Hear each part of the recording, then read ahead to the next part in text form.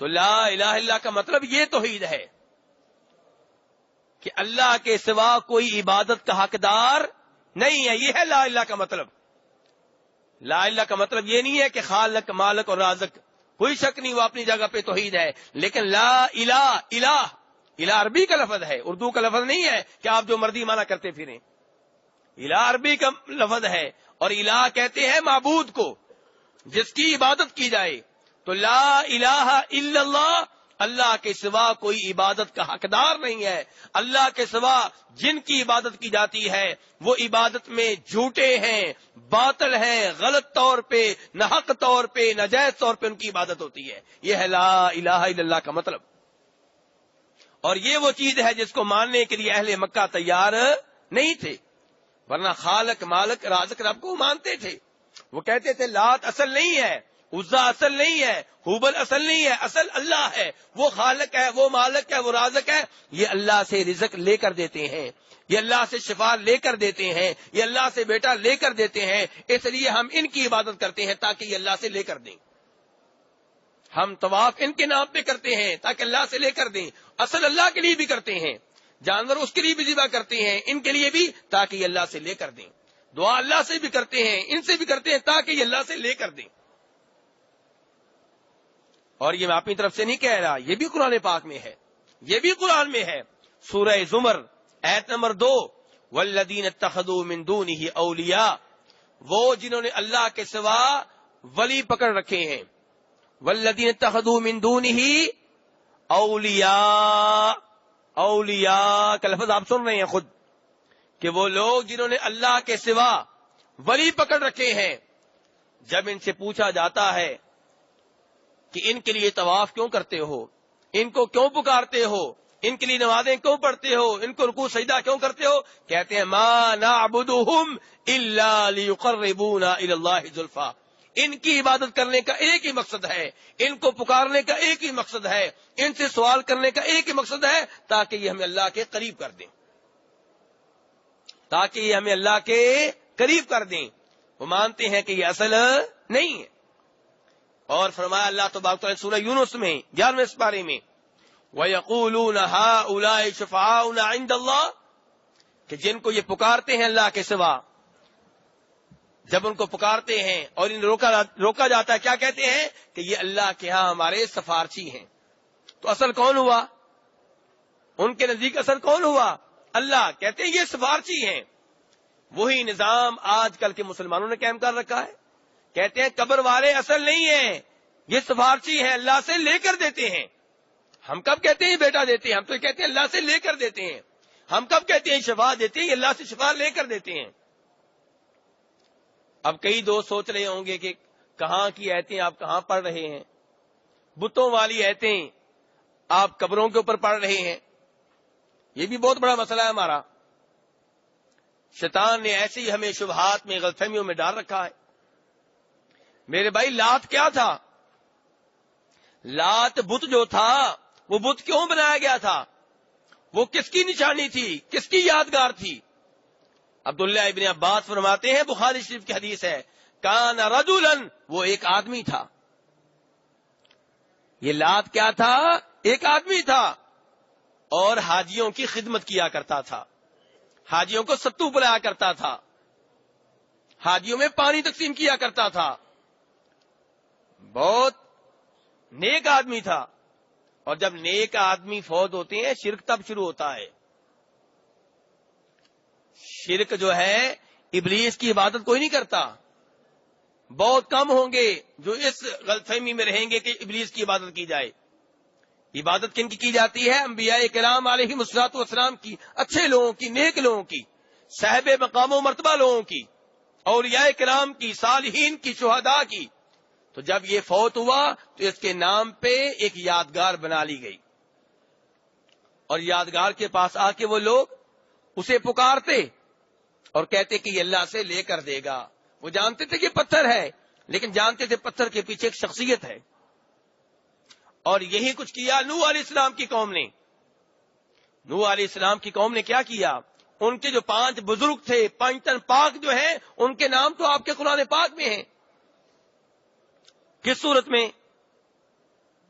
سورہ نوح میں وَقَالُوا لَا تَذَرُنَّ آلِهَتَكُمْ الہ وَلَا تَذَرُنَّ وَدًّا وَلَا سُوَاعَ وَلَا يَغُوثَ وَيَعُوقَ وَنَسْرًا. 5 تن پاک، 5 بزرگ ہیں.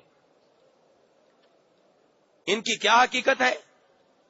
ان کے بارے میں لوگ سمجھتے ہیں کہ یہ بوتی تھے. جی نہیں، عبداللہ ابن عباس سے پوچھئے، بخاری شریف اٹھائیے، عبداللہ ابن عباس رضی اللہ عنہ آپ کو بتائیں گے کہ کیا تھے.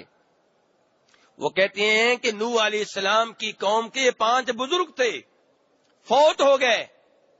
اب سمجھدار قسم کے لوگ، پروفیسر قسم کے لوگ اکٹھے ہوئے، کہنے لگے جناب بڑے یہ نیک لوگ تھے، ہمیں نماز روزے کا حکم دیتے تھے، نیکی کی راہ دکھاتے تھے، اب یہ فوت ہو گئے، اب ہمارا کیا بنے گا؟ اب ہمیں نیکی کی راہ کون بتائے گا؟ اب تو ہم گمراہ ہو جائیں گے.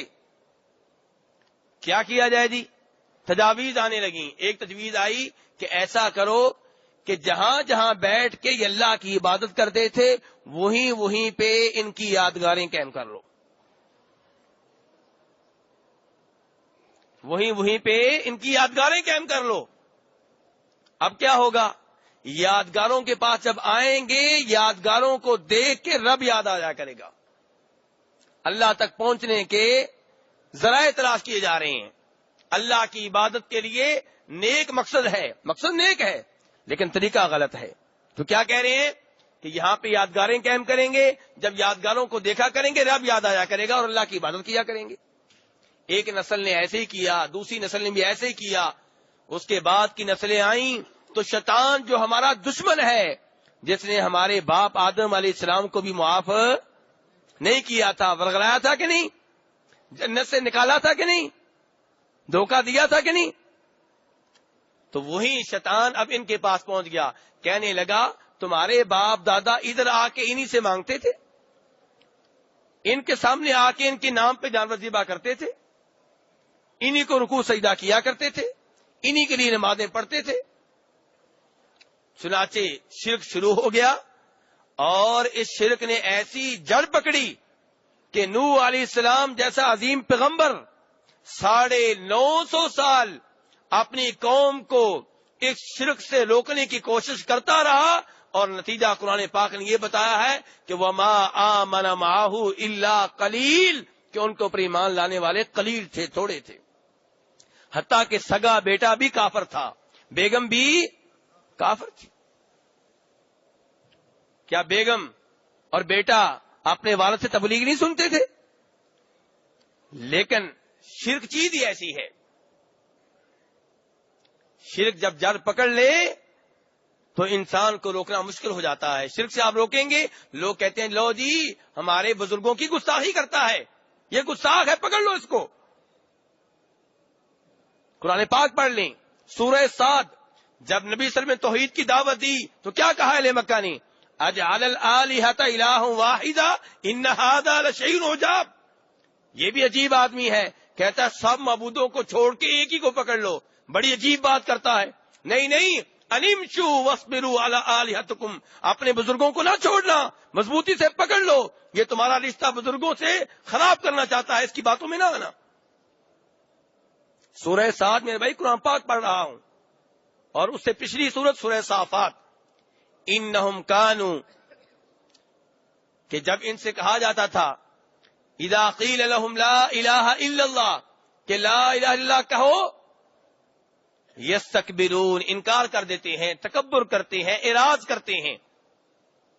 اور کیا کہتے ہیں؟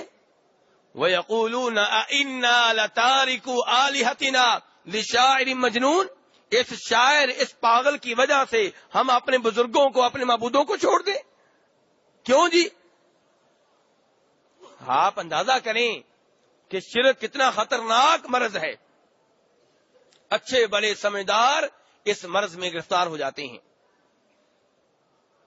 تو اس لیے میرے بھائی، وہ توحید جس میں انبیاء کرام علیہم الصلوۃ والسلام اور ان کی قوموں کے مابین جھگڑا تھا، وہ کون سی توحید تھی؟ توحید الوہیت، توحید عبادت، کہ مانتے تھے خالق مالک رازق اللہ ہے، لیکن بزرگوں کی بھی عبادت کی جا سکتی ہے، انہیں پکارا جا سکتا ہے، تاکہ یہ پہلے راضی ہوں گے پھر یہ اللہ کو راضی کریں گے، پھر اللہ دے گا۔ سیڑھی ضروری ہے، کہتے تھے سیڑھی ضروری ہے، ان کے بغیر اللہ تک نہیں پہنچ سکتے۔ اور اللہ تعالیٰ نے کس توحید کے لیے بھیجا اپنے انبیاء کرام کو؟ سنیے قرآن پاک، وَلَقَدْ بَعَثْنَا فِي كُلِّ أُمَّةٍ رَسُولًا أَنِ اعْبُدُوا اللَّهَ وَاجْتَنِبُوا الطَّاغُوتَ۔ ہم نے ہر قوم میں ایک رسول بھیجا ہے، ہر قوم میں ہم نے ایک رسول بھیجا ہے۔ کیا پیغام ہے جی؟ کیا پیغام یہ ہے کہ اللہ کو خالق مان لو، رازق مان لو؟ نہیں، یہ تو لوگ پہلے سے مانتے ہیں۔ پیغام یہ ہے اعبدوا اللہ، اللہ کی عبادت کرو، بس اللہ کی عبادت کرو، ساتھ اوروں کی بھی ہو سکتی ہے، نہیں نہیں نہیں، اعبدوا اللہ، اللہ کی عبادت کرو، واجتنبوا الطاغوت، اور اللہ کے سوا جن کی عبادت کی جاتی ہے ان کی عبادت سے بچ جاؤ۔ تو توحید الوہیت کس چیز کا نام ہے؟ اللہ کی عبادت کرنی ہے اور اللہ کے سوا کسی اور کی عبادت نہیں کرنی، اس کا نام ہے توحید الوہیت۔ اور یہ آیت میں نے پڑھی ہے سورہ نحل کی، اور سورہ انبیاء میں فرمایا کہ ہم نے جو بھی رسول بھیجے ہیں، وما ارسلنا من قبلک من رسول الا نوحی الیہ، اس کو ہم نے کیا وحی کی ہے، کیا بتایا ہے؟ انہ لا الہ الا انا، کہ اللہ کے سوا کوئی معبود نہیں ہے، میرے سوا کوئی معبود نہیں ہے، فاعبدونی، میری عبادت کرو۔ تو رسولوں کو بھیجنے کا مقصد کون سی توحید ہوئی؟ اللہ کی عبادت، توحید الوہیت۔ رسولوں کو کس لیے بھیجا گیا میرے بھائی؟ کس توحید کی خاطر؟ توحید الوہیت۔ اور مجھے اور آپ کو پیدا کیا گیا کس توحید کی خاطر؟ توحید الوہیت۔ وما خلقت الجن والانس الا لیعبدون، کہ میں نے جن اور انسانوں کو پیدا کیا ہے صرف اپنی عبادت کے لیے، صرف اپنی عبادت کے لیے، یہ ہے توحید الوہیت۔ تو مجھے اور آپ کو پیدا کیا گیا توحید الوہیت کی خاطر، توحید عبادت کی خاطر۔ انبیاء کرام علیہم الصلوۃ والسلام کو بھیجا گیا توحید الوہیت کی خاطر۔ آپ قرآن پاک کا انداز دیکھیں میرے بھائی، قرآن پاک کا انداز دیکھیں، یا ایھا الناس اعبدوا ربکم الذی خلقکم، اللہ تعالیٰ کہہ رہا ہے اے لوگو اعبدوا ربکم، اپنے رب کی عبادت کرو۔ آگے کیا کہا ہے؟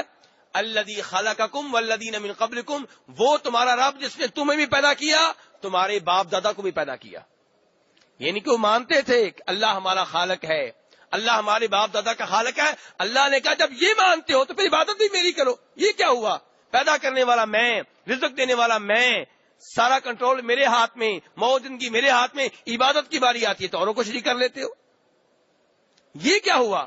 یہی تو غلطی ہے۔ تو اس لیے میرے بھائی، توحید الوہیت کی خاطر اللہ تبارک و تعالیٰ نے اپنے انبیاء کرام علیہم السلام کو بھیجا ہے، توحید الوہیت کی خاطر، توحید عبادت کی خاطر مجھے اور آپ کو پیدا کیا گیا ہے۔